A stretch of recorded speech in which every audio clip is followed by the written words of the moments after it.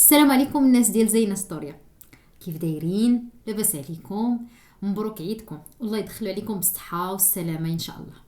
سمحوا لي تعطلت عليكم بزاف، عارفه، ولكن راه كنت كنوجد لكم واحد القصه كتستحق انكم تسناوها. يلا على بركه الله نبداو في القصه. اليوم جبت لكم قصه كتقيس القلب. غادي نشارك معاكم قصه مؤثره، قصه ديال واحد الشاب مغربي مشى بعيد على الطريق ولقى راسو وسط الظلام، ولكن قدر يرجع ويصنع من جديد معنى للحياة. خليكم معايا.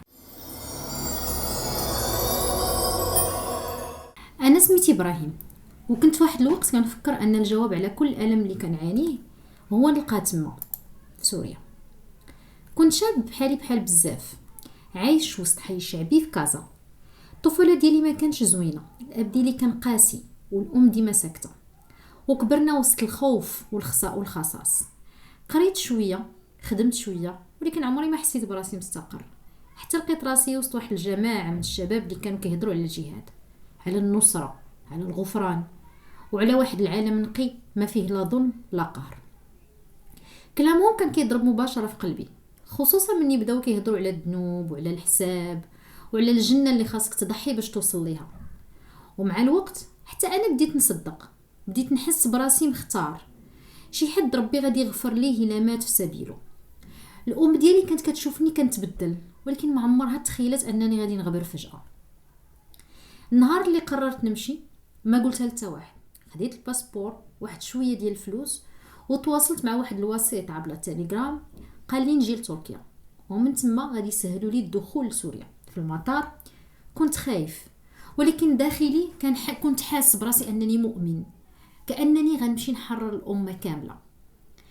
في تركيا بقيت يومين في واحد الفندق شعبي، حتى جا واحد من واحد الدوله عربيه قال لي انا غادي نكون معاك.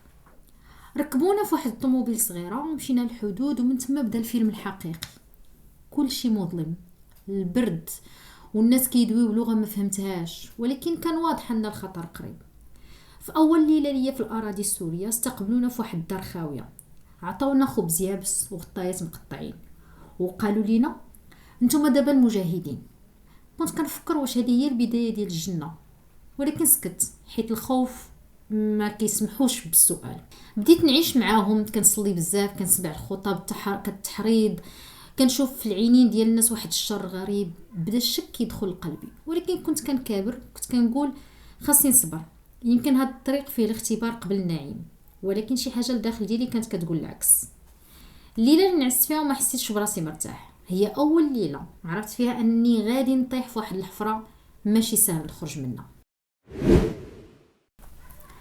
النهار اللي قتلوا فيه واحد من اللي جاو معايا حسيت بشي حاجه تهرسات فيا، ماشي حيتاش كان قريب ليا، ولكن حيتاش الموت كان قدامي سريع وما كيتشاورش. الوليد سميتو مراد، ولد من مراكش، ظريف بزاف وساكت، ما كيتخالطش مع الناس، ولكن كان كيبكي في الليل، وكان سمعو تيقول في الصلاه ديالو يا ربي رجعني لمي، ما بغيتش نموت هنايا. واحد الصباح مشينا في واحد الدوريه ديال المراقبه، وتيرا عليه قناص ما عرفناه منين جا، طاح قدامي بحال شي لعبه، تصاوبات وتفرتكات في ثانيه. كلشي سكت وانا وقفت ما بين الدهشه والرعب. الدم كان سخون والريحه ديالو كتخلط مع الغبره والبارود. شفت عيني محلولين ولكن ما فيهمش الحياه، كان باقي فيه شويه ديال التنفس، ولكن راه ما كاين لا اسعاف لا مستشفى لا رحمه. قالوا لينا هنيئا ليه مات شهيد. شهيد. في ديك اللحظه حسيت بواحد الصداع لداخل ديالي. شكون قال لكم بغى يموت؟ شكون قال لكم هادشي اللي وقع ليه هنا هي ريحه الجنه؟ من تما بدات الصحوه القاتله، ماشي بحال الصحوه الدينيه اللي دخلتني لهنا، ولكن الصحوه على واحد الواقع قبيح، واحد العالم كله نفاق. الجماعه اللي كنت تابع ليها بدات كتخرج وجه اخر، خوت في الله، لا، المصالح، السلطه، المال وتصفيه الحسابات. اللي كيتردد في الاوامر كيتهموه بالنفاق، اللي كيحاول يهضر كيتهموه بالخيانه، واللي باغي يهرب كيتقيد عليه السلاح. وكان كيعجبهم الشباب اللي كيسمع وكيدير بلا سؤال. واحد النهار جابوا لينا واحد الشاب صغير من فرنسا، قالوا لنا خاصو يتعلم الاعدام باش يتقوى الايمان ديالو. انا بديت كندوخ. اش كندير هنا؟ شكون غلطني؟ فين هي الحقيقه اللي كنت كنقلب عليها؟ ما قدرتش نهضر مع حد، كلشي ولا كيخاف من كلشي. وحتى في الصلاه ما بقيتش كنبكي، حتى الدعاء ما بقيتش كنلقى فيه ديك الطمانينه. بديت كنحلم بالدار، بالزنقه ديالنا، بالام ديالي كتنقي الدار وتغني شي اغنيه قديمه مغربيه. ولكن الحلم ولا كابوس، حيت الواقع هنا ولا كيسحق كلشي. بديت كنفكر كيفاش نهرب وفين نمشي. واحد النهار قلتها لراسي: ابراهيم، الا بقيتي هنا راك غادي تموت، وهذا الموت ما فيه لا شرف لا اجر. بديت كنخطط في صمت. كل نهار كنجمع معلومه، كنسول، كنراقب الحدود، وكنحاول نعرف شكون الناس اللي سبقونا وهربوا. ولكن الخوف كان كبير، حيت اي شك في التصرف ديالك كيعني رصاصه في الراس. وليت كنتعامل معاهم بحال مسرحيه، كنضحك في وجههم، كنصلي معاهم ونمثل انني باقي مجاهد، ولكن الداخل ديالي كنت كندير حقيبه صغيره ديال الرجول. وكان خاصني نصبر حتى تجي الفرصه. واحد المره في الليل كنت جالس بوحدي وسط الظلام، وكان البرد قاسح، وانا نقول يا ربي الا كانت باقي شويه د الرحمه وباقا شويه د الحياه، سهلها عليا نرجع، ماشي غير باش نعيش، باش نصلح شويه من هذا الخراب اللي داخل ديالي. كان داك الدعاء مختلف، ما كانش فيه طمع، ما كانش فيه كبرياء، كان فيه واحد الانسان مهرس كيطلب جوست فرصه ماشي معجزه. كان باقي ما طلعش الفجر، السما كانت مغطيه بالغيم، وانا كنجر رجلي وسط الزناقي الضيقه. الخوف كان في قلبي. جمعت جوج حوايج، شويه د الفلوس كانوا عندي، وقريت خريطه بسيطه رسمها لي واحد الاخ سوري اللي حتى هو باغي يهرب. ماشي سهل تخرج من ارض فيها عيون كتراقب وسلاح في كل زاويه، ولكن انا كان عندي سبب اقوى من الموت اللي هو الرغبه في الحياه. البوابه الخلفيه ديال المقر كانت ما كتشوفهاش الكاميرا، ولكن كان فيها حارس. صبرت حتى الليل، وملي بدا ينعس زحفت بحال الظل، تكمشت وسط واحد الزنقه حتى خرجت للخلا. الطريق كانت كحله والريح قويه، ولكن كان فيا عزيمه كتغلب الخوف. مشيت نص نهار وسط الجبال، كان خاصني ندوز نهر صغير باش نوصل لقريه مهجوره، من تما نمشي لحدود تركيا. كل خطوه كانت كنحسبها عمر، كنت كنهرب من الموت اللي كنت كنتسناه بشوق، وبديت كنحس براسي حي للمره الاولى. في واحد اللحظه سمعت طلق ناري بعيد، قلبي تخلع، ولكن ما وقفتش. وصلت للنهر وشربت منه بحال ما شربتش سنين. البرد دخل ليا العظام، ولكن كملت. مشيت حتى الليل وتخبيت في واحد الكوخ مهدم، او نقولوا دار مهدمه. الغد ليه لقيت واحد الراجل كبير كيدوز من حدا ديك الدار. ما كانش عندي الحل، خرجت عليه وبكيت، عاوني غير عاوني نوصل. سكت شويه وشاف فيا مزيان وقال لي: انت ماشي ديال القتال، انت عينيك ما فيهمش الدم. عطاني واحد شويه الخبز وركبني في كروسه ديال الخضره، وقال لي: غادي نقربك للحدود، ومن تما خاصك تعول على راسك. وفعلا وصلت للحدود وتخبيت حتى جا الليل. تسللت وسط الشوك والحجر حتى لقيت راسي فوق تراب تركيا. جلست وبكيت، ماشي فرحان، ولكن على شحال من حاجه ماتت فيا غير باش نرجع نعيش. وباش نلخص لكم هادشي اللي عاودت لكم، راه كانت فيه سنين، يعني راه سنين وانا جالس تمايا.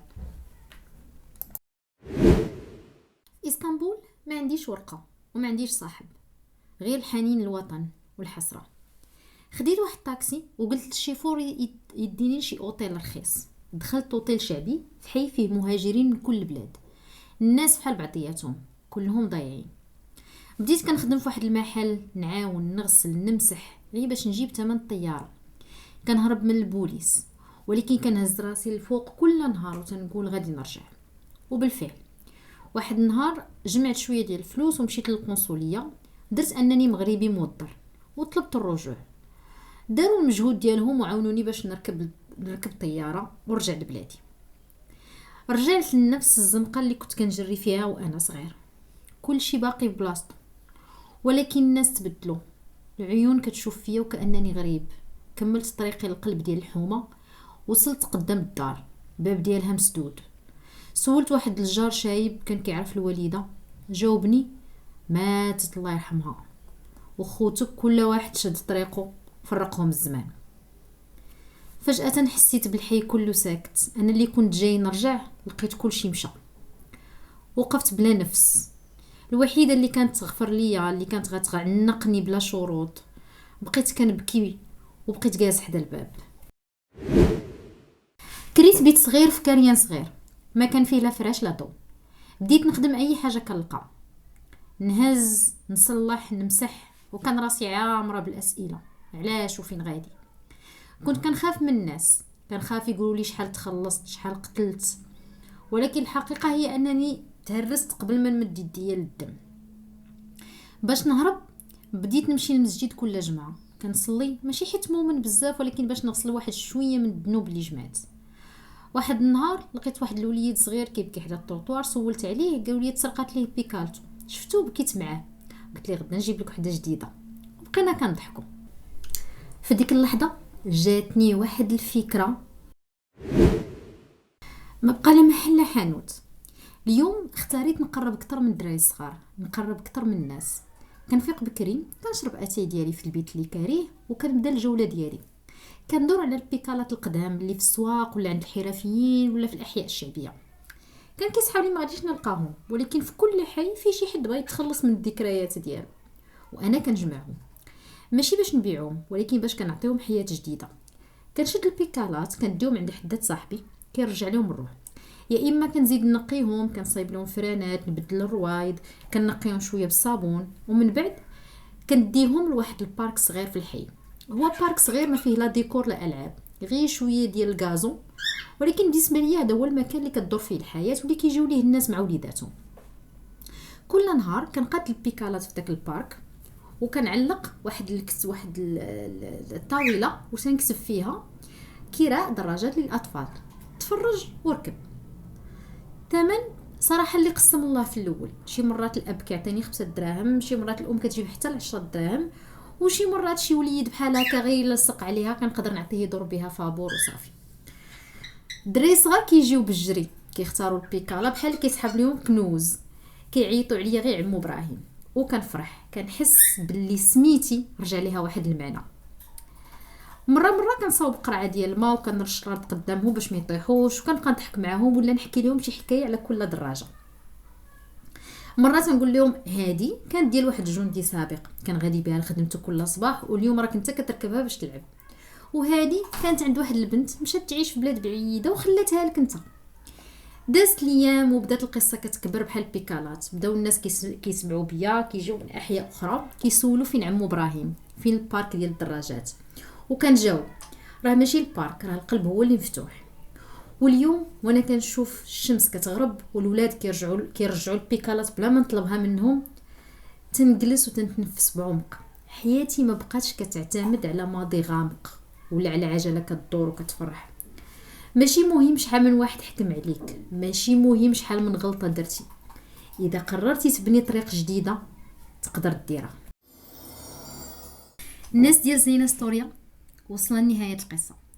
الا لمساتكم هذه القصه ما تبخلوش بمشاركتها مع الناس اللي كيهمكم امرهم، شاركوها وخليوا لي تعليق باش نعرف واش وصلت لكم كيما وصلت ليا. نتلاقاو في قصه جديده.